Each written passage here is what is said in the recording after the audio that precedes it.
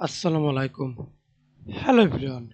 Welcome back to my another video. In this video, how to erase and edit text in Photoshop. See this text is the text. Select right click on your mouse, magic wand tool, click text or color. Then go to select modify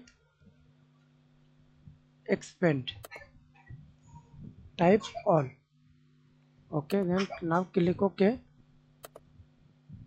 Right click on your mouse, fill content or click OK.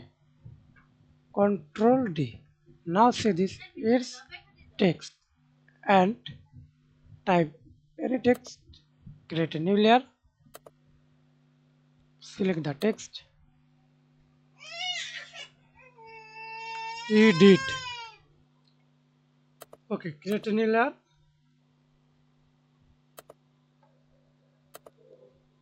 Click text. Size.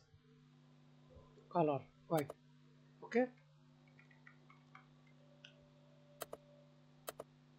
Control T. Okay. Thanks for watching video. Please subscribe to my channel. Like, comment, share.